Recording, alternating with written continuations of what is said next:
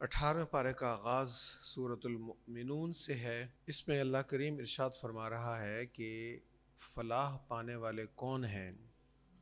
आगाज़ में इरशाद है कौन लोग हैं जो फ़लाह पा गए, कामयाब हो गए। उनकी सिफ़ात बयान हुई।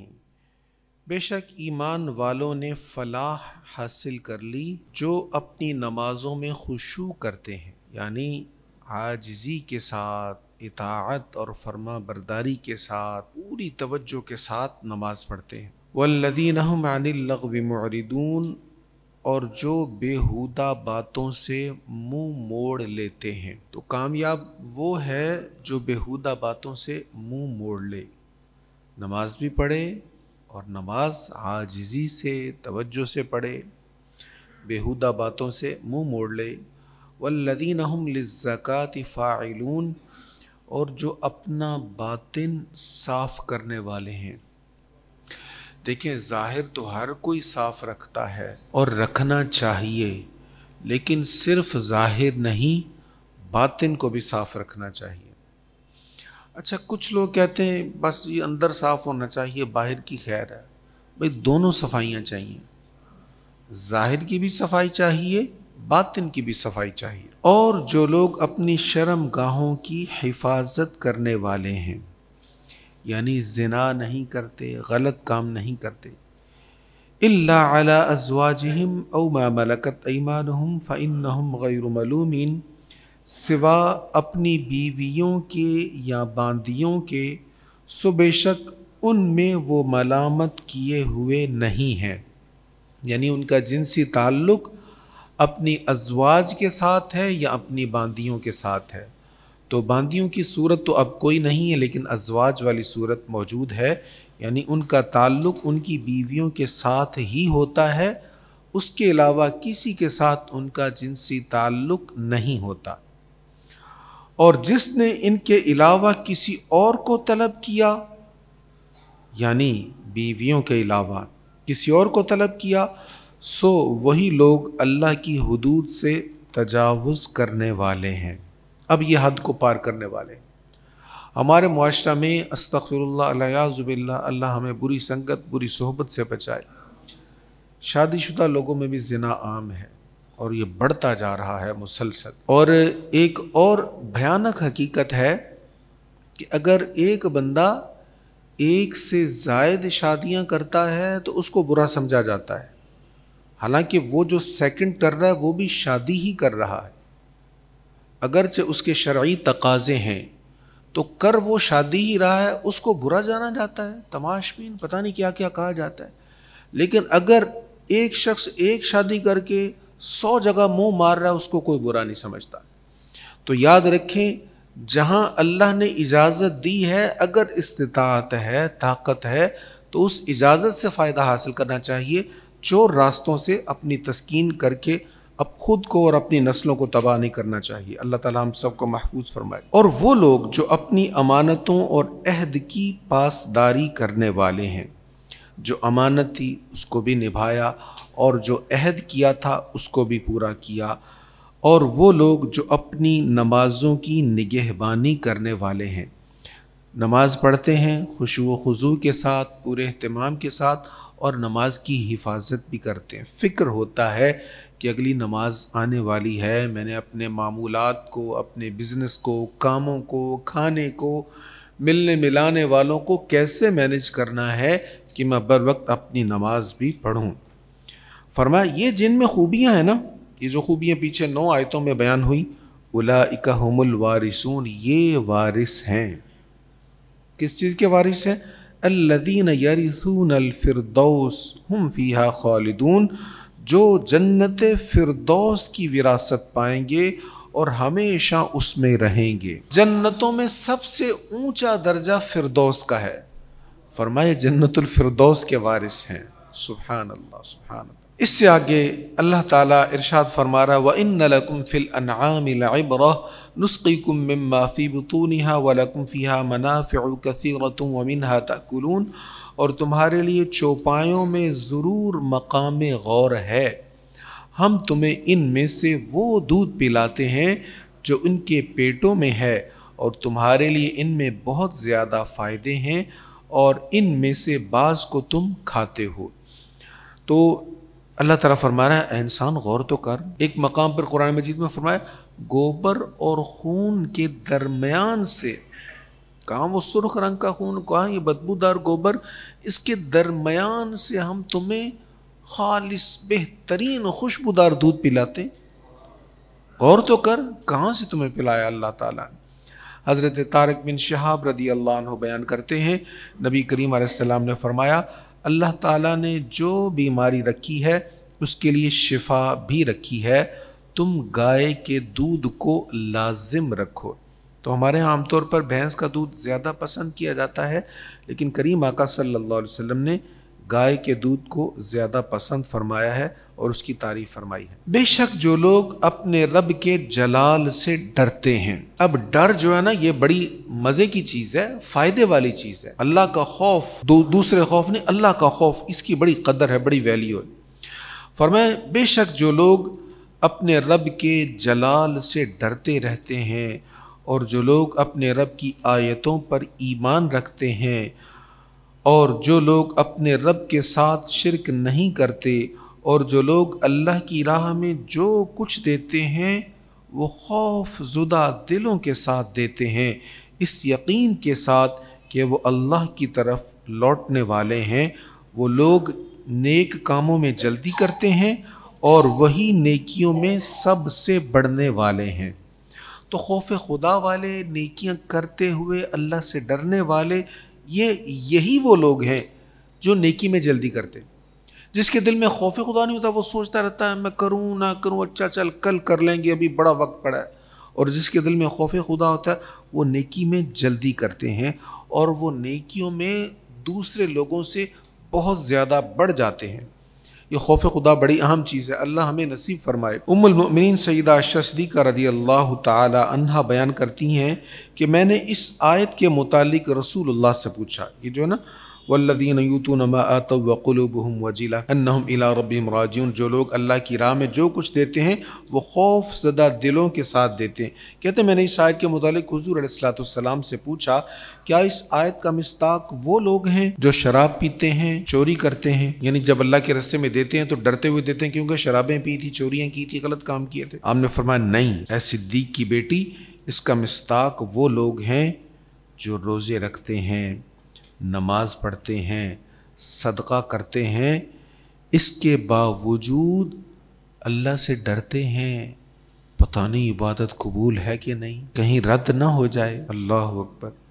حضرت سیدنا فاروق اعظم رضی اللہ تعالیٰ عنہ عید والے دن بڑے پریشان تھے۔ لوگ کہہ رہے تھے حضور آج تو خوشی والا دن ہے تو آپ اتنے ملول کبیدہ خاطر سے نظر آ رہے ہیں، پریشان، غم کس بات کا لگ گیا؟ آپ نے کہا نبی پاک علیہ الصلوۃ والسلام کے جو فرمان ہے اس کا تو مطلب یہ ہے کہ جس کی عبادت قبول ہو گئی اس کے لیے یہ یوم عید ہے، اور جس کی عبادت قبول نہیں ہوئی اس کے لیے تو یہ یوم وعید ہے۔ میں پریشان اس لیے ہوں پتہ نہیں عبادت قبول ہوئی ہے کہ نہیں ہوئی۔ یہ وہ کہہ رہے ہیں جس کے بارے میں کریم آقا نے فرمایا تھا کہ شیطان عمر کو دیکھ کر راستہ بدل کے بھاگ جاتا ہے، ان کے دل میں ایسا خوف خدا ہے۔ اللہ اکبر۔ اللہ کریم ہمیں خوف خدا نصیب فرمائے، عجز نصیب فرمائے، عبادت کی توفیق بھی دے اور عبادت پر کبر سے بچائے۔ عبادت کا تکبر بہت برا ہوتا ہے۔ تکبروں میں بڑے تکبر جو ہوتے ہیں نا، علم کا تکبر میں بڑی شے ہوں، عبادت کا تکبر ہم بڑے نیک ہیں، یہ بڑی بری چیز ہے۔ اللہ عاجزی نصیب فرمائے۔ وہ میں اکثر شعر میاں صاحب کا ایک سنایا کرتا ہوں، پڑھنے تے تو مان کری نہ آکھی میں پڑھیا، پڑھنے تے تو مان کری نہ آکھی میں پڑھیا، او جبار قہار صداوے متا روڑ دیوے دودھ کڑیا۔ اس لیے عاجزی ہی اچھی ہے، عاجزی بہت اچھی ہے۔ پھر آگے فرمایا وہی ہے جس نے تمہارے لیے کان اور آنکھیں اور دل پیدا کیے مگر تم بہت کم شکر ادا کرتے ہو۔ تو ہمیں آرگنز تو بہت سارے عطا کیے، حواس بھی 5 عطا کیے، یہاں پر 2 حصوں کا ذکر ہوا، کان، آنکھ۔ دیکھیں ہمارے جتنے بھی حواس ہیں نا ان سے ہمیں علم ملتا ہے، معلومات ملتی ہیں۔ ہماری ناک میں حصہ سونگھنے کی، تو آپ سونگھ کر جان لیتے ہیں کچھ جل رہا ہے، خوشبو اچھی ہے، کھانا خراب ہو گیا تو سونگھنے سے معلومات مل گئی نا آپ کو۔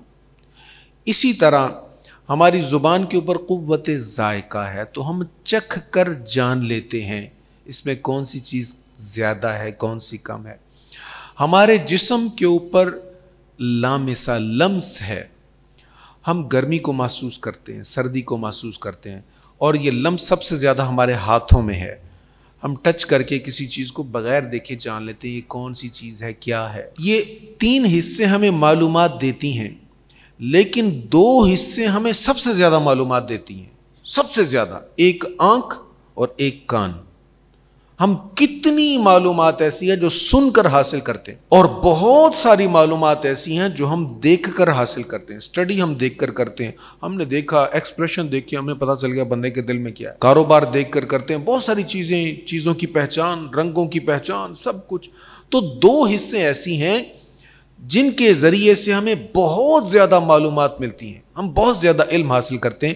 اس لیے اللہ فرما رہا ہے ساری حصوں کی بات نہیں ہے، صرف آنکھ اور کان پر غور کر انسان، اس کے ذریعے تجھے کتنا کچھ عطا کیا، پھر بھی تم کم شکر ادا کرتے ہو۔ آنکھ کی قدر اس سے پوچھو جس کے پاس آنکھ نہیں، کان کی قدر اس سے پوچھو جس کو سنائی نہیں دے رہا۔ تو آنکھ اور کان بہت بڑی نعمت ہے، اور دل سے مراد یہاں پر غور و فکر کی استعداد اور صلاحیت ہے۔ فرمایا تمہیں دل دیا، یعنی دل کا مطلب تمہیں سوچ دی۔ قرآن کریم جب قلب کہتا ہے نا تو اس سے مراد ذہن بھی ہوتا ہے، جس میں انسان غور و فکر کرتا ہے۔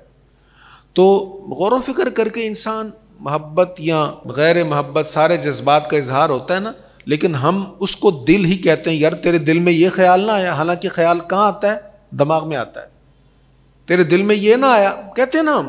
تو جس طرح ہمارے محاورے میں دماغ کو دل کہا جاتا ہے، اسی قرآن کریم نے بھی ہمارے محاورے کے مطابق فرمایا۔ اللہ نے فرمایا تمہیں دل دیا، یعنی سوچ دی، ذہن دیا، اور تمہارے ذہن کے اندر کتنے گیگا بائٹس ہیں، کتنی سپیس ہے، کیا کچھ ہم نے تمہارے ذہن کے اندر سما دیا، کتنا کچھ تم روز دیکھ اور سن کر اپنے دماغ میں محفوظ کر رہے ہو، اور پھر بھی تم شکر نہیں ادا کرتے۔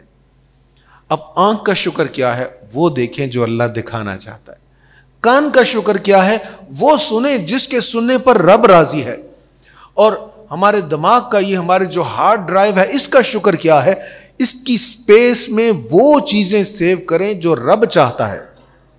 ہم نے کتنی فائلیں اس کے اندر رکھی ہوئی ہیں جو رب کو پسند نہیں ہیں، اللہ فرما رہا ہے اس کو ڈیلیٹ کرو، ریموو کرو، اور وہ ڈیٹا ڈالو۔ اس کا شکر یہ ہے کہ اس کے اندر وہ رکھو جس کو رب العالمین پسند فرماتا ہے۔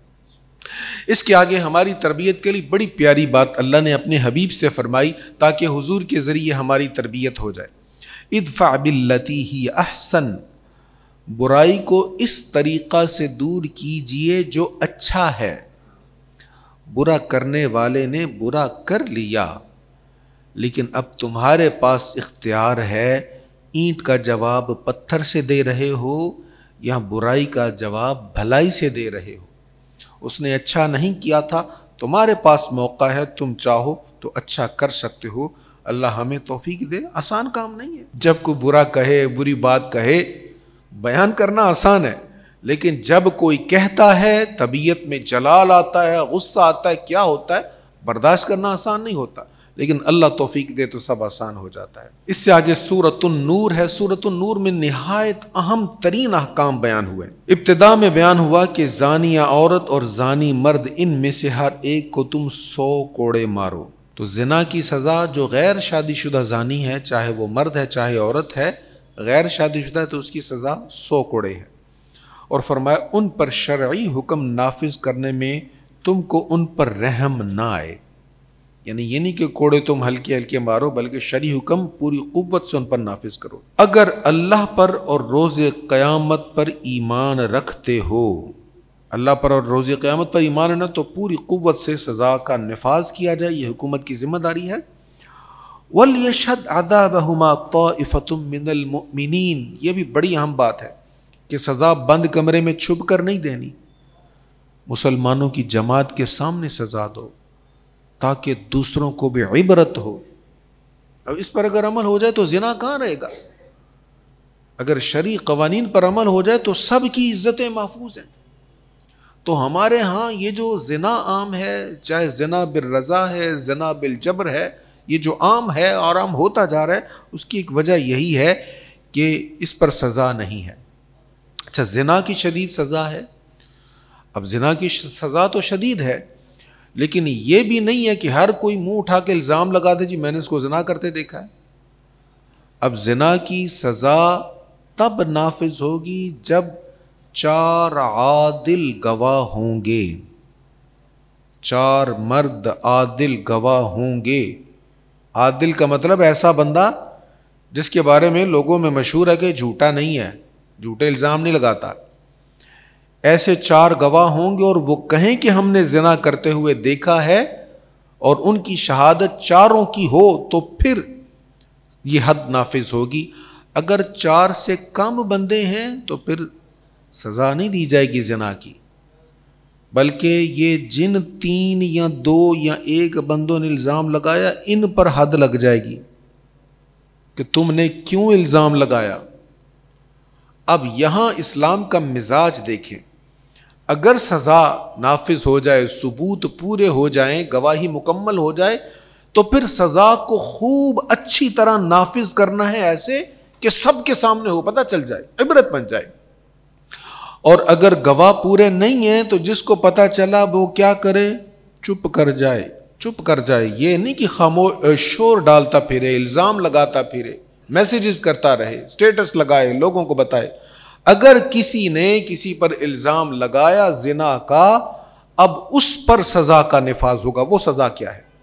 فرمایا اور جو لوگ پاک دامن عورتوں پر زنا کی تہمت لگائیں۔ اچھا، مسئلہ تھوڑا سا واضح کر دوں، اگر گواہ 4 نہیں ہے نا تو پھر خاموشی کا حکم ہے۔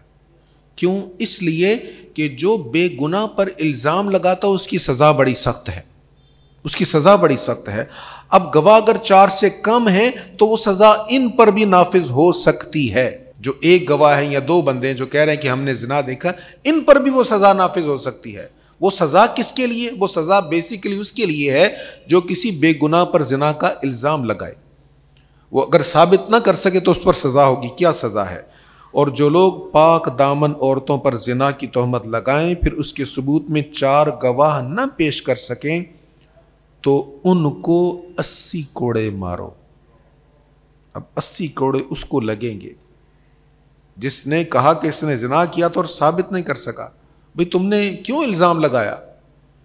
ایسے ہی ہم چلتے ہوئے دیکھ کے کہتے ہیں ہاں چال سے پتہ چل رہا ہے اس نے کوئی ایسا ہی کام کیا، چکر کوئی ایسا ہے، میں نے فلاں چیز دیکھی لہٰذا میں اسی نتیجے پر پہنچا ہوں، میرا اندازہ غلط نہیں ہوتا۔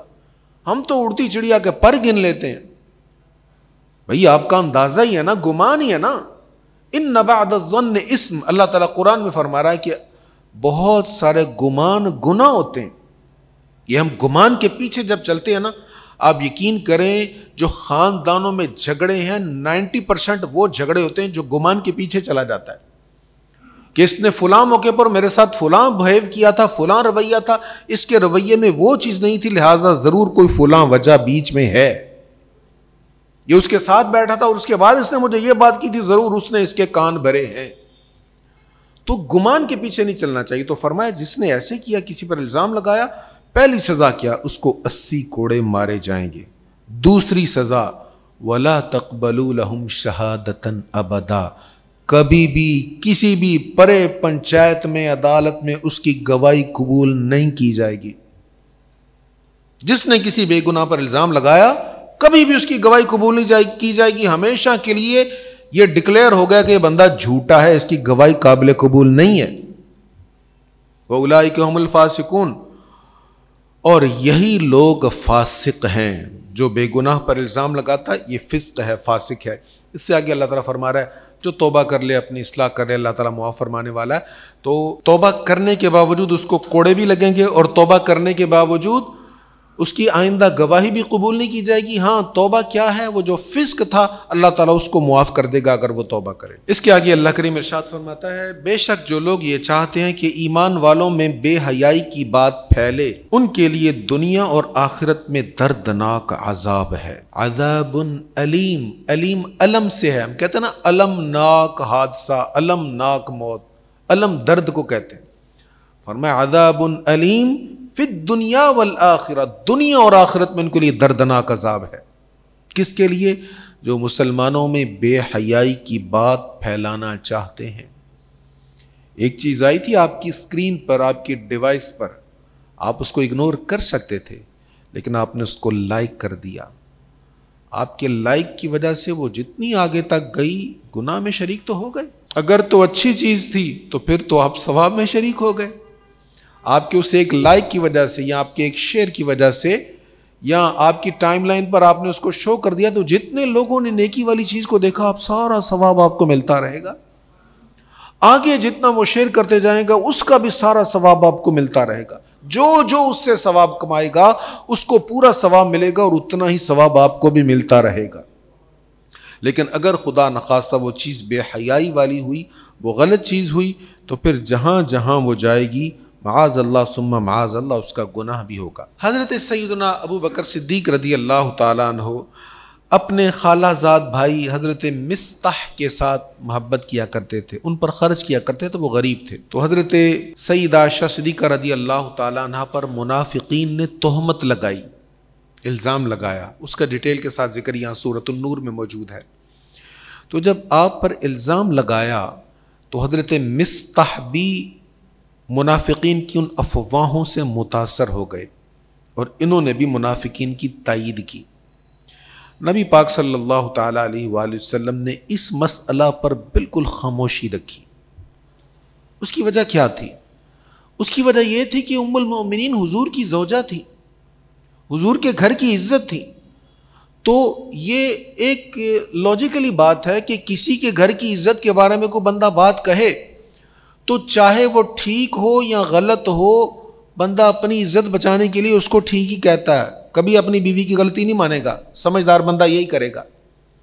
آپ سورہ یوسف میں پڑھ چکے ہیں، جب زلیخا نے الزام لگایا جناب یوسف علیہ السلام پر تو ثابت ہو گیا تھا جناب یوسف علیہ السلام کا قصور نہیں ہے، امراۃ العزیز کا قصور ہے، لیکن اپنی عزت بچانے کے لیے اس نے یوسف علیہ السلام کو جیل میں ڈال دیا تاکہ میری بیوی کی عزت بچ جائے۔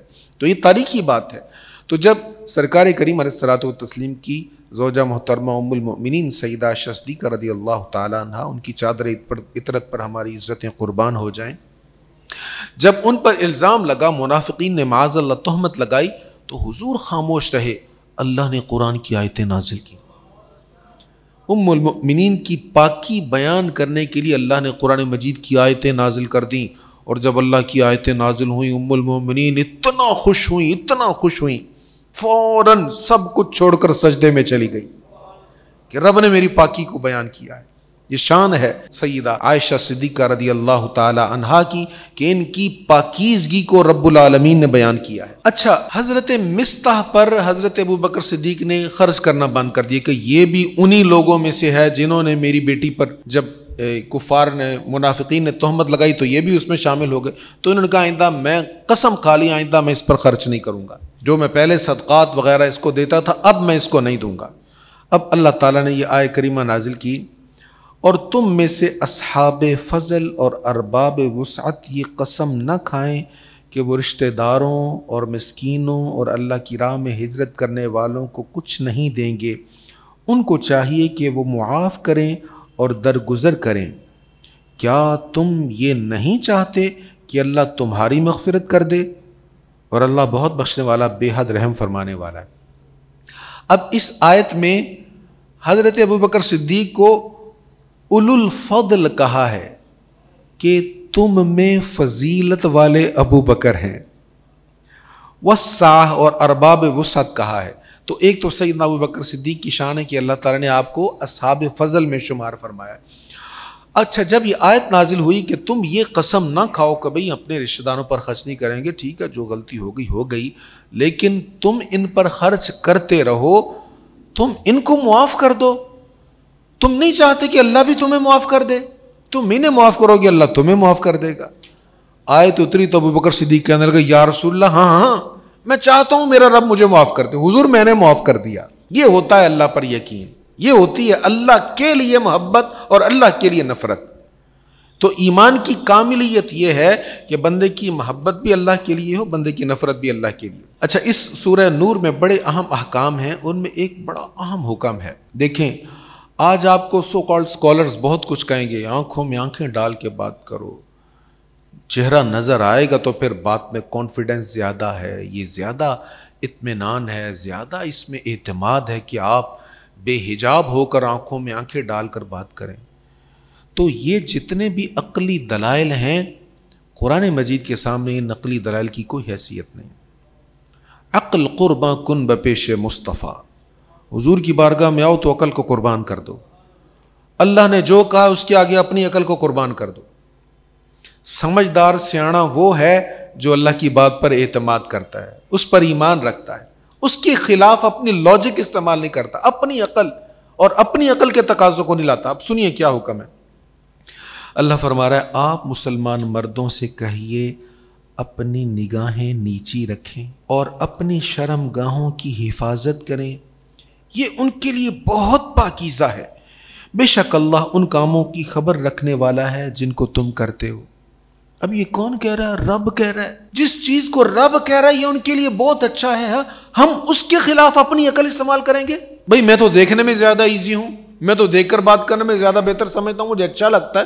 بھئی تمہیں اچھا لگتا ہے، ہو سکتا ہے تمہارا نفس تمہیں برائی کی طرف لے کر جا رہا ہو، تمہارے سمجھنے سے اچھا ہے، وہ اچھا تو نہیں ہو جائے گا۔ اچھا وہی ہے جس کو رب کہے اچھا ہے۔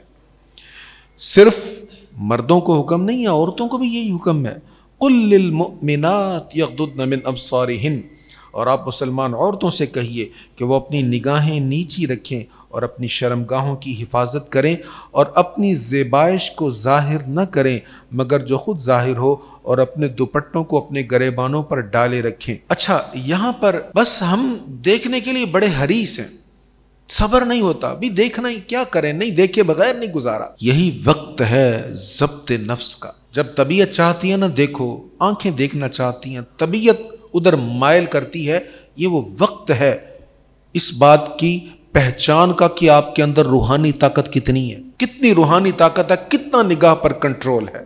اگر یہ نگاہ پر کنٹرول ہو جائے تو یقین کریں عبادت کی صحیح لذت مل جائے۔ یہ معمولی شے نہیں ہے، بہت بڑی چیز ہے۔ اس پر حدیث سنیے، حضرت علی رضی اللہ تعالیٰ فرماتے ہیں رسول اللہ صلی اللہ علیہ وسلم نے فرمایا، اے علی ایک نظر کے بعد دوسری نظر نہ ڈالو، کیونکہ تمہارے لیے پہلی نظر معاف ہے، دوسری نہیں۔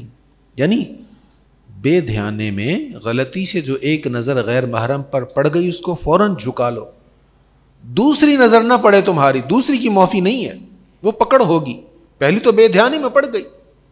اب معاذ اللہ ثم معاذ اللہ مسلمان قرآن حدیث کا مذاق اڑاتے ہیں، کوئی لطیفے بنے ہوئے ہیں جی، وہ دیکھ رہا تھا تو اس نے کہا کیوں دیکھ رہے ہو؟ تو اس نے کہا میری تو ابھی پہلی نظر چل رہی ہے۔ پہلی نظر چلاتے رہو، اپنے من کو برباد کرتے رہو، اللہ کی آیتوں کا، حضور کی حدیث کا مذاق اڑاتے رہو، اپنا انجام سوچو پھر کیا ہوگا۔ حضرت ابو امامہ رضی اللہ عنہ بیان کرتے ہیں رسول اللہ صلی اللہ علیہ وسلم نے فرمایا، جو مسلمان بھی کسی عورت کی طرف پہلی نظر ڈال کر نظر نیچی کر لیتا ہے، اب دیکھیں اجر کیا ہے، میں نے کہا تھا نا کام مشکل ہے لیکن فائدہ بہت زیادہ ہے، اللہ اس کے لیے ایسی عبادت پیدا کر دیتا ہے جس میں حلاوت ہوتی ہے، اس کو پھر عبادت میں مزہ آنے لگ جاتا ہے، عبادت کی مٹھاس، سجدوں کی لذت اسے مل جاتی ہے، دعاؤں کا شوق مل جاتا ہے، رب سے لو لگانے کا ذوق مل جاتا ہے۔ کیا کیا تھا؟ صرف نگاہوں کو بچایا تھا اس نے۔ حضرت سیدنا ابو ہریرہ رضی اللہ عنہ بیان کرتے ہیں، قیامت کے دن ہر آنکھ رو رہی ہوگی سوا اس آنکھ کے جو اللہ کی حرام کی ہوئی چیز کو دیکھ کر جھک گئی۔ حرام نظر آ رہا تھا، نگاہ جھکا لی، یہ آنکھ قیامت کے دن روئے گی نہیں، سوا اس آنکھ کے جو اللہ کی راہ میں بیدار رہی، سوا اس آنکھ کے جس سے اللہ کے خوف سے ایک ننھا سا قطرہ نکلا۔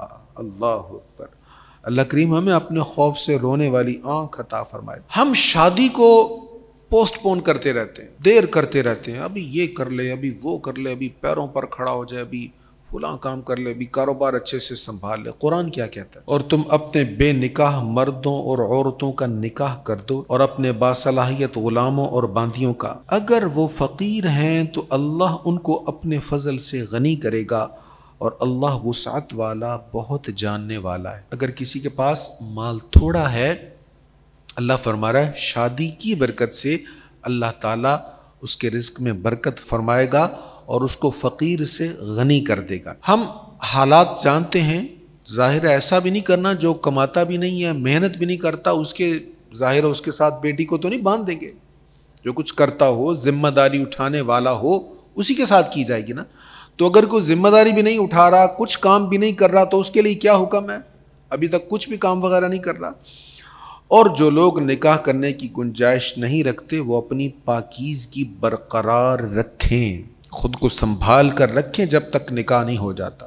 یہ نہیں کہ نکاح نہیں ہو رہا تو غلط کاموں کے راستے نکالے جائیں.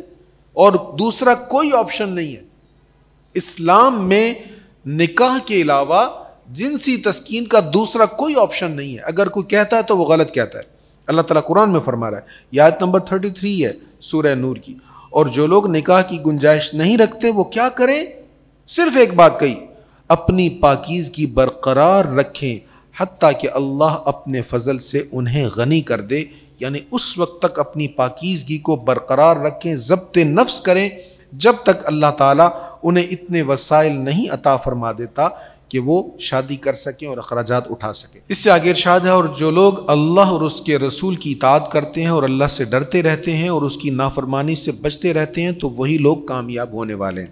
پہلی چیز اللہ کی اطاعت، دوسری چیز رسول کی اطاعت، تیسری چیز اللہ سے ڈرتے ہیں، اور چوتھی چیز اس کی نافرمانی نہیں کرتے. 4 چیزیں یہاں بیان ہوئی. ایک بندہ حضرت سیدنا فاروق اعظم کی بارگاہ میں آیا، آ کر کہنے لگا جی مجھے کلمہ پڑھا دیں. تھا وہ عیسائی، رومن تھا. آپ کی بارگاہ میں آیا، کلمہ پڑھا، مسلمان ہو گیا. تو آپ نے کہا تیرے دل میں کیسے خیال آیا کلمہ پڑھنے کا؟ اس نے کہا میں فلاں جگہ پہ تھا تو میں نے کتابوں کا بڑا مطالعہ کیا ہے، انجیل تورات وغیرہ کا میں نے کتابوں کی اسٹڈی کی ہے. تو میں نے ادھر اپنے علاقے میں ایک بندے سے یہ آیت سن لی، وَمَن يُطِعِ اللَّهَ وَرَسُولَهُ وَيَخْشَ اللَّهَ وَيَتَّقْهِ فَأُولَٰئِكَ هُمُ الْفَائِزُونَ. میں نے کہا میں نے اتنی کتابیں پڑھی ہیں، اتنا جامع مختصر ارشاد، وہ ہم کہتے ہیں نا کوزے میں دریا بند کر دیا، اتنا مختصر ارشاد میں نے کسی کلام میں نہیں پڑھا. میرے دل نے گواہی دی یہ جھوٹا کلام نہیں ہے، جس پر نازل ہوا وہ سچا نبی ہے.